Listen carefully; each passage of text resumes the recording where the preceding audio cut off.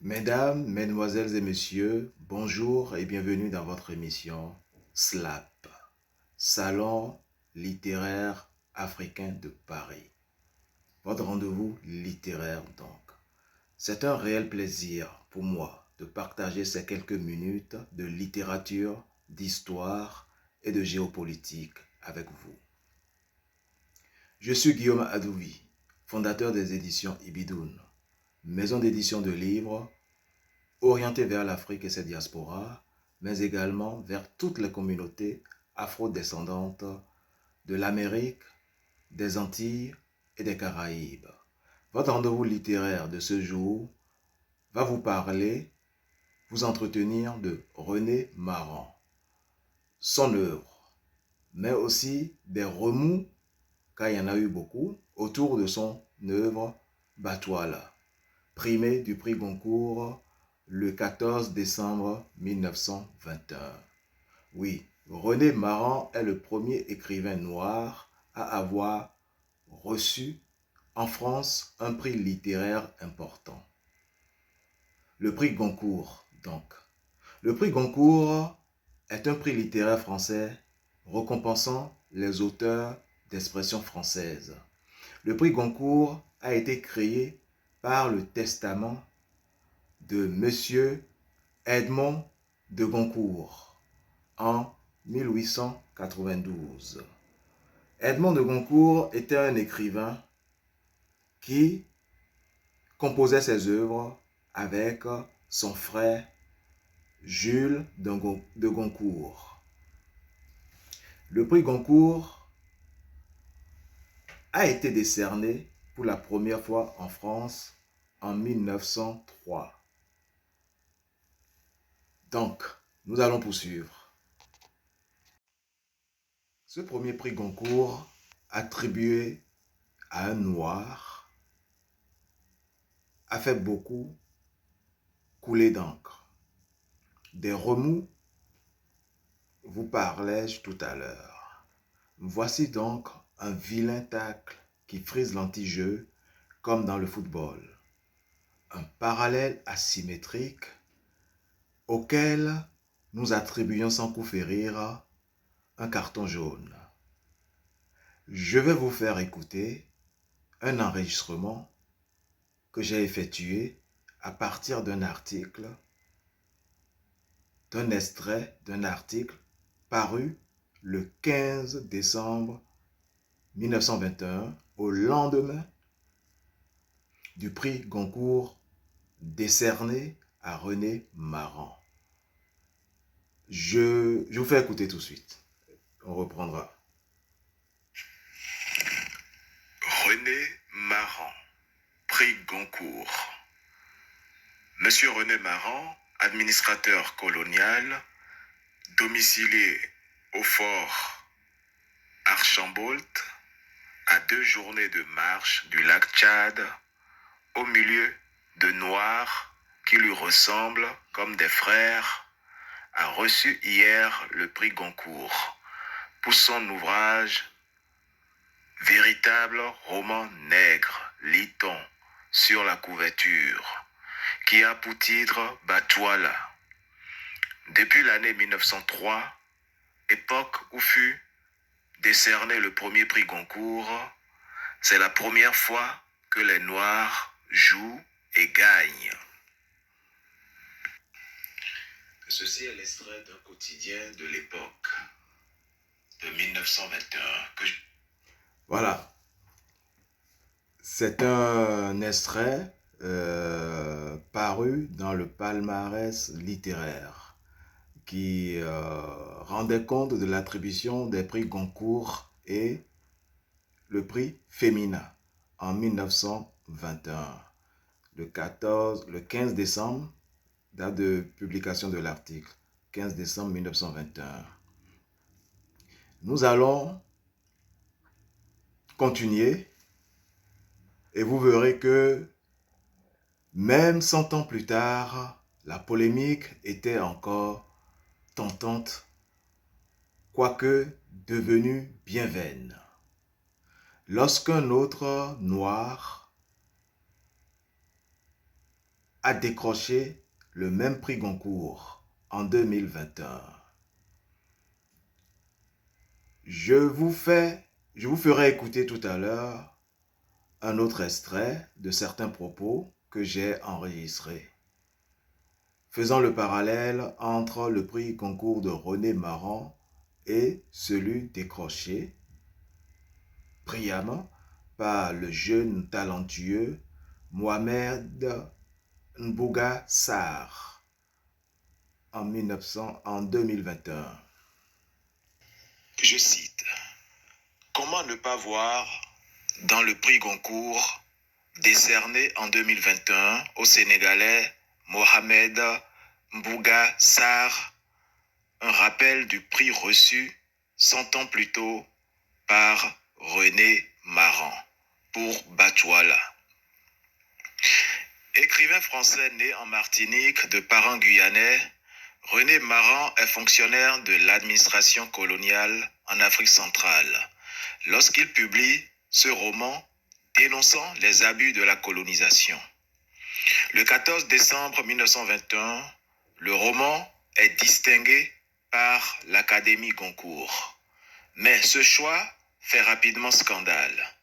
De l'œuvre, il n'est progressivement plus retenu qu'une chose: son auteur est noir. Taxé d'ingratitude par les uns, en décalage avec le mouvement de la négritude, dont il est pourtant considéré comme précurseur, René Maran entre alors dans un long purgatoire littéraire. Enfin, débarrassé des polémiques, ce centenaire nous invite à redécouvrir une œuvre qui fut d'abord celle d'un honnête homme et celle d'un grand écrivain. Fin de citation. Vous venez d'écouter donc l'article d'un universitaire dont je ne citerai pas le nom. Je pense juste pour ma part que ce parallèle avec Mohamed Mbougar Sarr n'a pas de rapport, ou n'a de rapport, c'est qu'avec le prix Goncourt, décerné pour la deuxième fois à un écrivain noir. Un siècle après le premier, 100 ans. La comparaison devrait s'arrêter là et toute polémique serait vaine. Car Mohamed Mbougar Sarr est un jeune talentueux écrivain né le 20 juin 1990 à Dakar, au Sénégal. Bien sûr, il est le premier écrivain d'origine subsaharienne, depuis l'afro-descendant René Maran en 1921, mais aussi le plus jeune lauréat du prix Goncourt depuis 1976. Mohamed Mbougar Sarr a remporté le prix Goncourt en 2021 pour son immense œuvre qui s'intitule « La plus secrète mémoire des hommes », que je vous conseille de lire si ce n'est pas encore fait. Revenons à René Maran. René Maran est né le 5 novembre 1887 et est mort le 9 mai 1960. René Maran a grandi et a étudié à Bordeaux. Batouala est son premier roman, écrit dans un style naturaliste et qui expose les mœurs et les traditions d'une tribu d'Oubangui Chari, en Afrique équatoriale française. L'Oubangui Chari, aujourd'hui, on peut situer, on va dire, c'est en République centrafricaine, la Centrafrique. L'ouvrage Batouala contient une critique du colonialisme français. D'abord, pourquoi Batouala? Batouala est le personnage éponyme. Batouala, c'est le nom du chef de la tribu. Batouala. Il s'appelle Batouala, ce chef, à qui René Maran ou son éditeur ont fini finalement par donner le nom au roman comme titre. L'ouvrage contient une critique du colonialisme français, notamment dans sa préface, qui fait date par son réquisitoire contre les excès du colonialisme français. Mais René Maran lui-même était un fonctionnaire de l'administration coloniale. Il exerça de 1910 à 1923. Je le dis au passage, il a démissionné de l'administration coloniale en 1923. René Maran, dans Batouala, ne dénonce pas le colonialisme en tant que tel.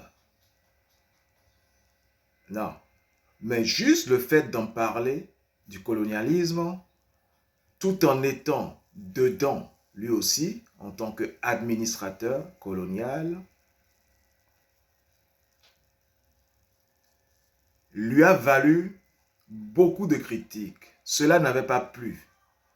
Nombreux étaient ceux qui considéraient à l'époque que René Maran se cachait lui-même derrière son personnage principal, le chef Batouala, pour asséner quelques vérités à ses supérieurs hiérarchiques et notamment à l'administration coloniale française et à tout le peuple français.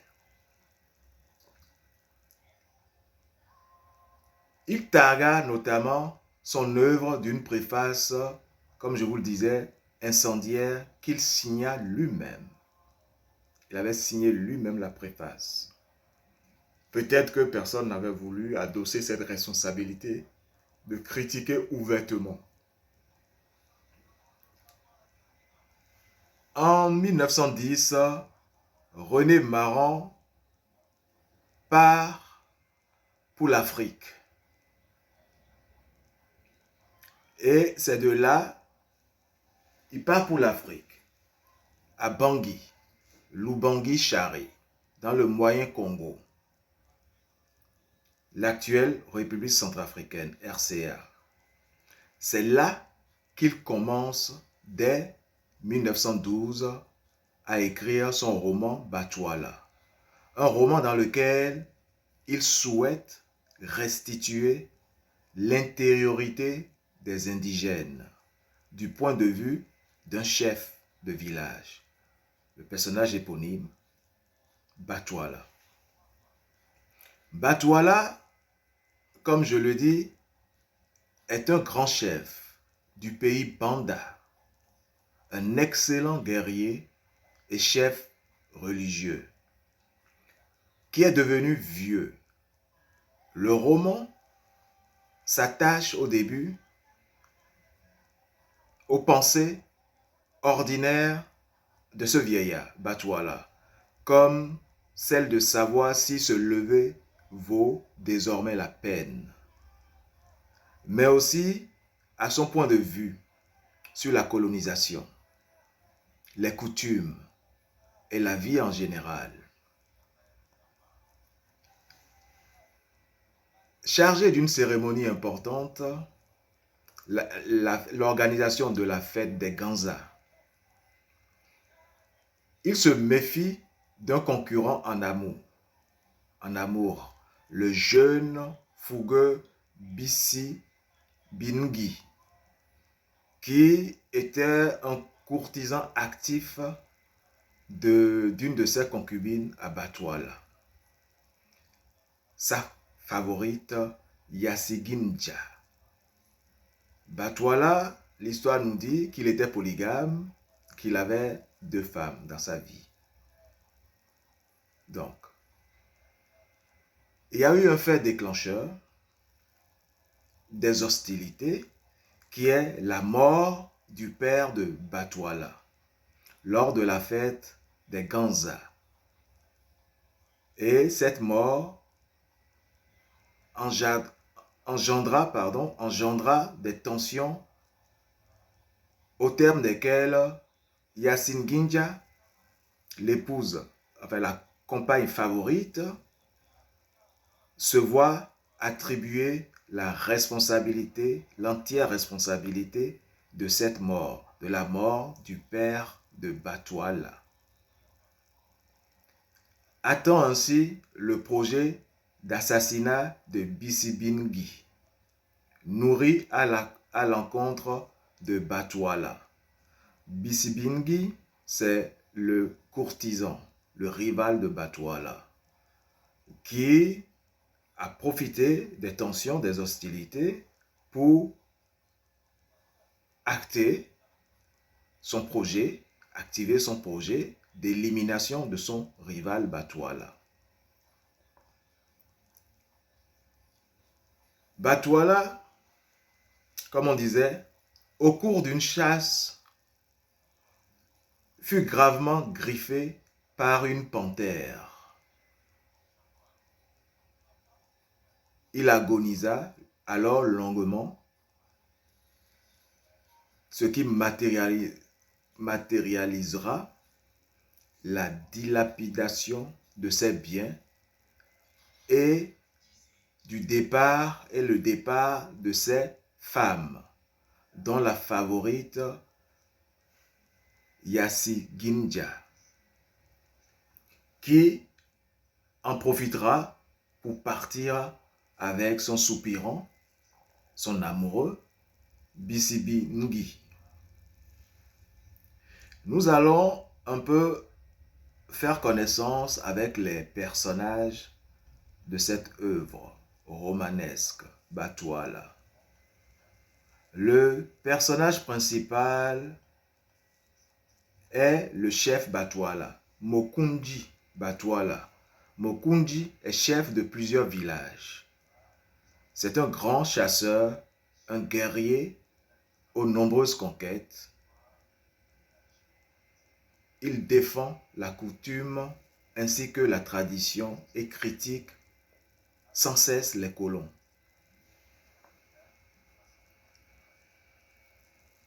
Yacine Ginja est l'épouse favorite de Batouala, comme je disais tout à l'heure. Yacine Ginja est une femme intelligente, belle et fidèle, qui joue un rôle central dans le récit. Malgré l'affection qu'elle porte à son mari, tout en tolérant sa pratique polygamique, Yacine finira par s'épandre de Bissibingui, plus jeune et plus dynamique. Bissibingui n'est pas ordinaire. C'est un excellent guerrier, un fin chasseur et d'une très grande beauté. Lui aussi s'est épris de Yacine Ginja. Par la suite, il ne cessera de ne réfléchir qu'à comment et par quels moyens tuer son rival pour pouvoir lui arracher sa femme, Yacine Ginja, son amoureuse à lui. Tout un programme, donc. Les Bandas sont une ethnie des villages sous l'autorité de Batouala.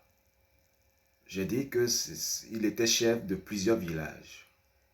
Donc, plusieurs villages étaient sous son autorité. Et il y avait aussi plusieurs ethnies, en fait, qui composaient ces villages, qui étaient sous son autorité. Les Bandas interviennent notamment dans cet ouvrage, dans cette œuvre romanesque, à travers le son omniprésent des tam-tams et d'autres instruments qui rythment le récit. On ressentait l'africanité dans cette œuvre. Ce qui fera dire à beaucoup que René Maran, de par cette œuvre, mérite qu'on le considère comme le précurseur de la négritude.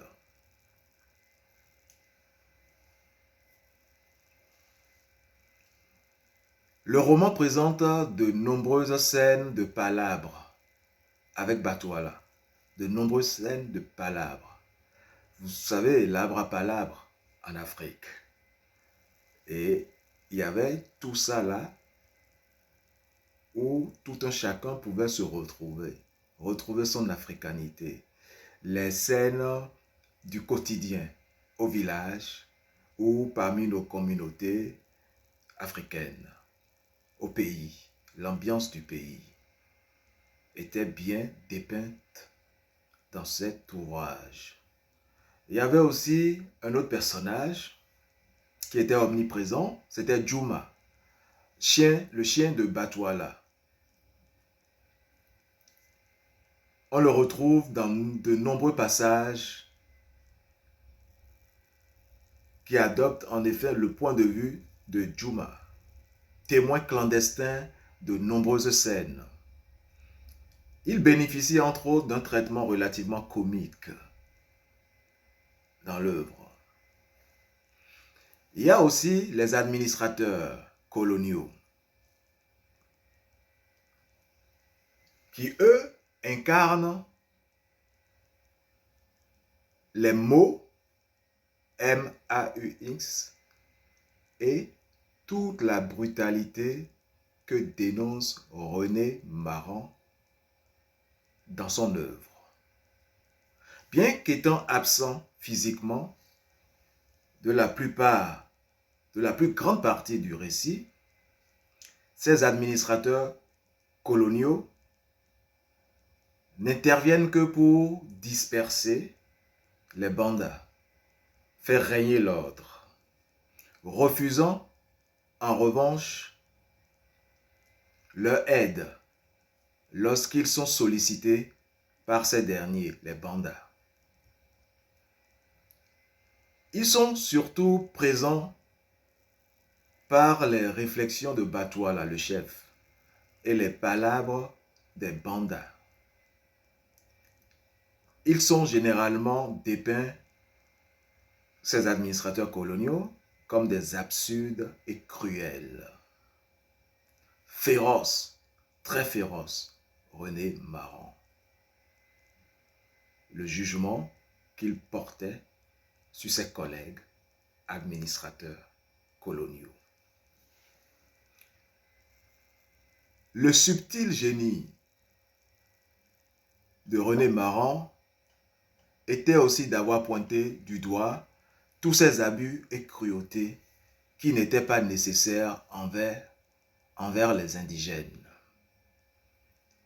Et c'est ce qui sera, entre autres, du goût de tous ceux qui avaient la même désapprobation de ces traitements cruels, parce que eux-mêmes, de par leur statut, je parle bien sûr des intellectuels, écrivains et étudiants, de par leur statut d'évolués, c'est comme ça qu'on les appelait, subissaient des traitements atrabilaires de ces administrateurs-là. Atrabilaires et Kakoshim, de ces administrateurs allumeurs Kakoshim, changeants.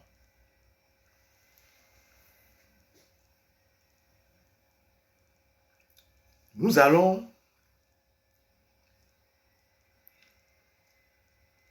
maintenant parler de la négritude et de René Maran. D'aucuns diront que René Maran est le précurseur, avec Batouala, de la négritude. Mais la négritude avait également été théorisée. Et cette théoricien, on va dire théoricienne, en France, française, c'était les sœurs Nardal. Paulette, Jane et André Nardal, qui tenaient un salon littéraire africain dans leur appartement qu'elles partageaient à Clamart, du côté de Clamart, dans les Hauts-de-Seine, qui était un lieu de rendez-vous privilégié pour tout le Gotha noir de Paris et même de France. Un lieu où défilaient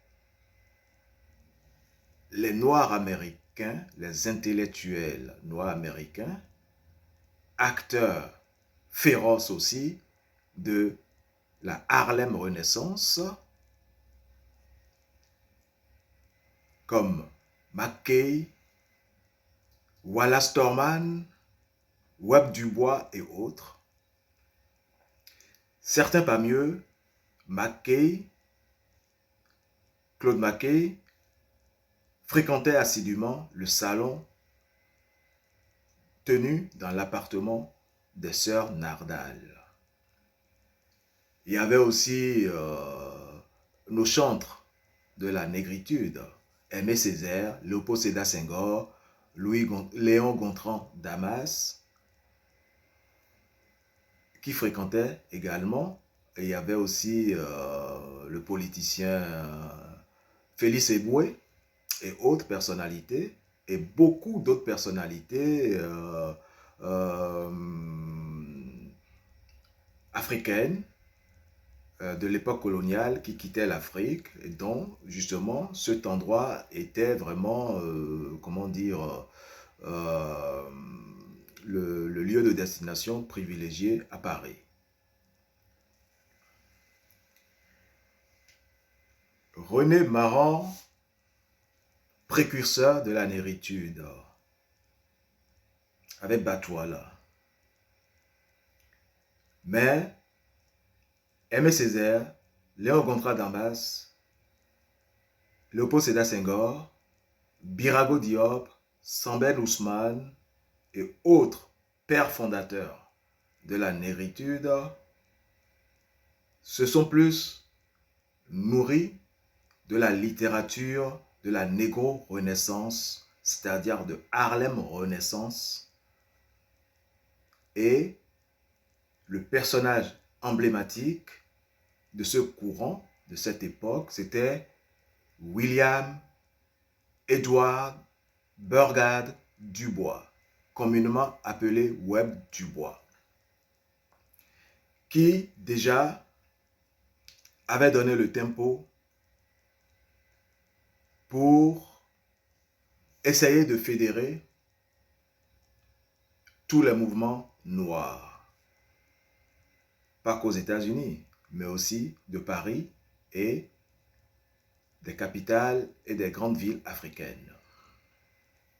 Nous allons revenir sur ça, mais c'est le parallèle que nous pouvons faire avec la négritude pour le moment. Et pour l'histoire, René Maran lui aussi était un habitué du salon des sœurs Nardal. Et il a même cofondé la revue du monde noir avec les sœurs Nardal, qu'il a animé lui-même un temps. René Maran était là, mais ne s'était pas solidarisé avec la négritude. Pourquoi? René Maran avait un statut bien particulier. D'abord, de par ses origines. C'est un Guyanais né en Martinique, d'un père qui était lui-même administrateur colonial. Et en boitant les pas à son père, lui, fonctionnaire colonial, lui-même il est devenu administrateur colonial. Donc il était parmi les administrateurs. Il n'avait pas à se soucier de réclamer des droits que les évolués déjà réclamaient à leur niveau. Et que dire des indigènes qui n'avaient aucun droit? Quand je parle de droit, je parle du droit, droit à la propriété privée, je parle du droit, des droits civiques et autres, mais surtout le respect et la considération. Parce que c'était une époque où la francité était imposée à tous et l'africanité était gommée de tout, rayée partout. Et ils réclamaient tous que leur authenticité, leur valeur africaine soit reconnue. Donc on les laisse s'exprimer. René Maran n'était pas dans cette logique-là. Lui, il était administrateur. Et c'était normal qu'il ne suive pas ce courant, qu'il ne s'affiche pas, mais il était cofondateur, à mon avis, de la Revue du Monde Noir et fréquentait également ce salon-là des sœurs Nardal où tous défilaient. Donc,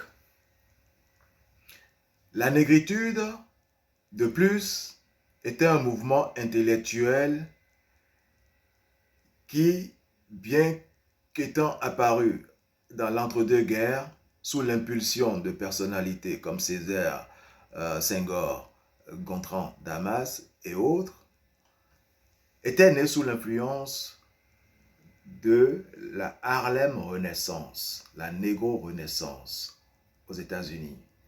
Senghor dira à propos de la négritude quel est l'ensemble des valeurs culturelles du monde noir, telles qu'elles s'expriment dans la vie, les institutions et les œuvres des Noirs.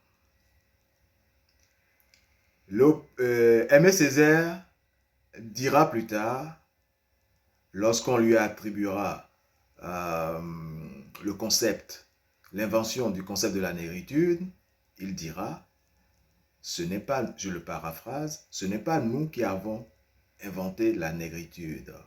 La négritude nous a été inspirée par tous ces auteurs, toute la littérature de la négo-renaissance, donc Harlem Renaissance, que nous lisions dans les années 1930.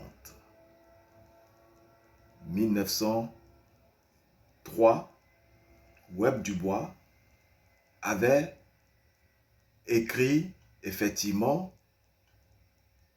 son œuvre majeure qui était l'âme, qui s'intitulait, je pense, L'âme du peuple noir, où il affirmait dans cette œuvre âme noire, publiée en 1903, il affirmait, je le cite, « Je suis nègre et je me glorifie de ce nom. Je suis fier du sang noir qui coule dans mes veines. » Fin de citation. Lorsque Léopold Sédar Senghor, Aimé Césaire disait « Ce n'est pas nous qui l'avons inventé, nous avons été inspirés par la négro-renaissance des années 1930. » Toute la littérature que nous lisons dans les années 1930. Et le texte fondateur, c'est Âme noire de Webb Dubois, publié en 1903, où il disait, il affirmait, « Je suis nègre et je me glorifie de ce nom. Je suis fier du sang noir qui coule dans mes veines. » Et on verra aussi que la négritude était aussi une juxtaposition d'un autre courant au sein de la négro-renaissance, de la Harlem Renaissance, qui est la Naiga Reti, ou Niga Reti, une contraction des deux mots, nègre et littérature. C'était un courant mené par Wallace Thurman et ses camarades. Plus sous la forme d'une autre affirmation d'authenticité, mais ils étaient dans un autre délire. On va dire que la négritude était une entreprise plus sérieuse et savamment bien menée par des acteurs solidaires et qui ont porté ce courant et en ont fait le courant littéraire, le mouvement littéraire le plus productif, le plus prospère qu'on a connu jusqu'aujourd'hui. Parce que aussi, la négritude avait été fortement soutenue, pas que par les ténors de Paris, mais toute la colonie d'intellectuels formés dans la plus grande institution coloniale de l'époque, qui était l'institution William Ponty, l'école normale supérieure William Ponty, qui devait se trouver à Gorée et qui a eu à connaître des déménagements successifs. Il y a une émission sur Ponty que j'ai fait pour notre radio partenaire, que je vous recommande de suivre de temps en temps. C'est la radio L'Afrique d'une seule voix, et qui est dirigée par Madame Eugénie Dieki, qu'on ne présente plus au sein de la communauté noire d'origine africaine de France. Madame Eugénie Dieki, directrice générale de la radio L'Afrique d'une seule voix. J'y co-anime, donc j'interviens 3 fois par semaine, le lundi, le mercredi et le vendredi, dans l'émission appelée Odyssée dans nos oreilles, qui se passe ces jours-là, lundi, mercredi, vendredi, mais aussi mardi et jeudi, puisque l'autre séquence de mardi et jeudi est présentée par Mademoiselle Chancel Florence. Donc, c'est à 16h de Paris. C'est une émission qui dure environ une demi-heure et nous y parlons de la littérature. Nous donnons la parole aux auteurs avec des interviews sur leur œuvre, voilà un peu tout. Mais nous parlons aussi beaucoup de la littérature, de l'histoire de la littérature et de l'histoire africaine en général et de la géopolitique également. Voilà. Donc, Batouala a été publié, il faut le dire, dans un contexte politique français favorable au mouvement noir du fait de l'implication de la France dans l'organisation du premier congrès panafricain qui s'était tenu à Paris le 19 février 1919. D'aucuns diront, et c'était peut-être, bon, ça peut paraître comme un tacle méchant, adressé à René Maran, que l'attribution de ce prix à René Maran avait eu des influences un peu plus voilà, au sommet, et que c'était lié au contexte politique de l'époque. Mais moi, je ne suis pas de cet avis. J'ai lu Batouala, je vous conseille de lire Batouala. On pourra comparer aux autres littératures, mais franchement, c'est le texte fondateur, puisqu'on voulait des écrivains critiques, comme on en a connu avec Cheikh Anta Diop, entre autres, et Bernard Belin Dadier, qui était assez critique, assez féroce, et qui dénonçait des choses déjà qui ne se passaient pas bien à l'époque coloniale. L'écriture de Batouala avait séduit plus d'un. Senghor affirmera, je le cite, « Après Batouala, on ne pourra plus faire vivre, travailler, aimer, pleurer, rire, parler les nègres comme les blancs. Il ne s'agira même plus de leur faire parler petits nègres, mais Wolof, le Malinké, Léondo, en français. » Fin de citation. En effet, René Maran chercha dans Batouala à y décrire la vie africaine sans exotisme, tout en ayant pour personnage principal un chef noir. Mais Senghor n'est pas pour autant emballé par la personne de René Maran.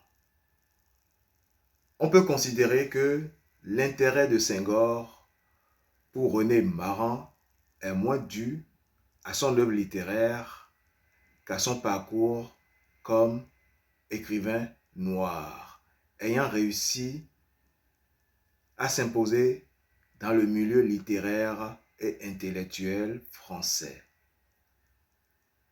des années 1930 à travers son prix Goncourt. Enfin, malgré sa volonté d'authenticité, c'est ce que tout le monde reconnaissait à l'œuvre Batouala, René Maran révèle à travers Batouala un certain mépris pour les coutumes locales qu'il désacralise par un regard extérieur et profondément européen.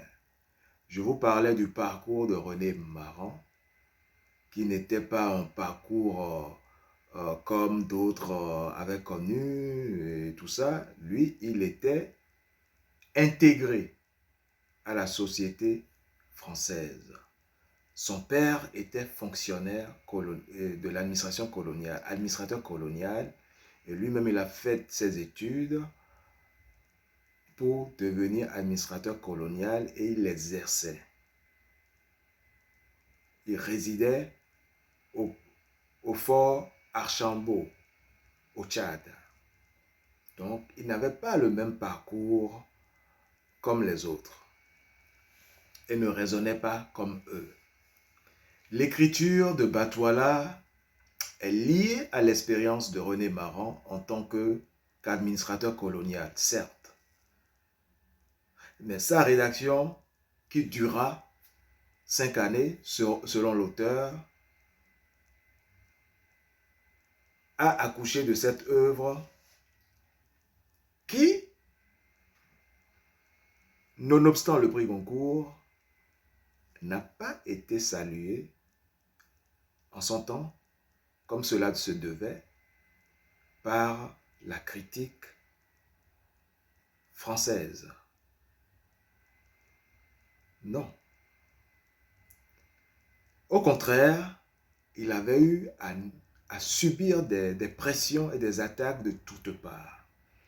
Et ces pressions et attaques conduiront à sa démission en 1923 de l'administration, de son poste d'administrateur colonial.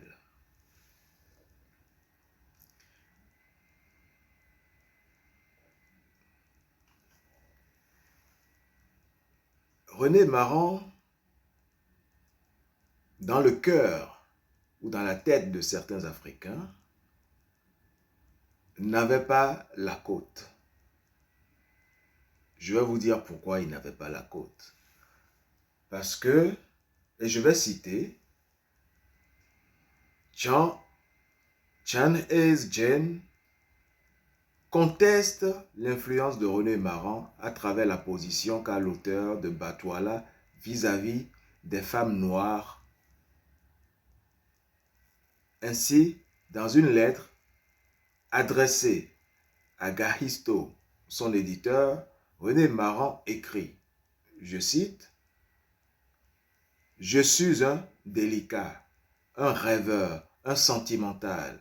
Je ne pourrai donc jamais comprendre ni jamais aimer la femme indigène, inerte et simple réceptacle de spasmes, désenchanté. Hélas, il était dur. »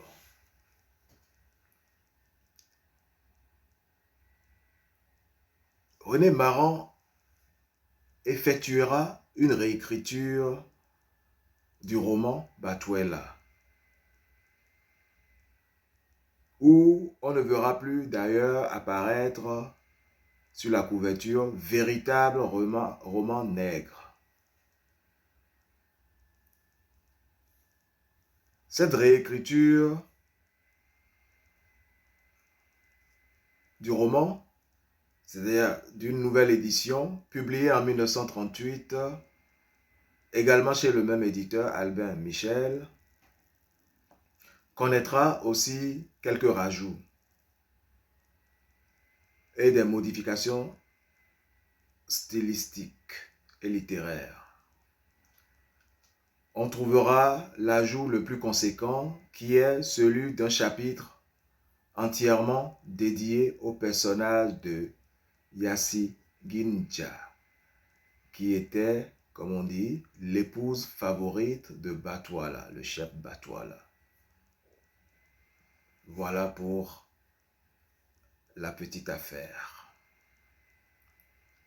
Mesdames, Mesdemoiselles et Messieurs, chères auditrices et auditeurs, ainsi s'achève notre édition de ce jour.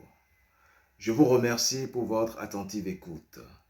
Je suis Guillaume Adouvi, fondateur des éditions Ibidoun, maison d'édition de livres orientée vers l'Afrique et ses diasporas, mais également vers toute la communauté afro-descendante de l'Afrique, des Antilles, de l'Amérique des Antilles et des Caraïbes.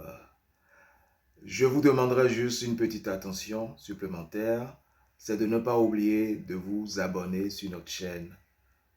Cela nous permettra et nous donnera la force de toujours continuer à vous produire du contenu. Merci infiniment et prenez bien soin de vous.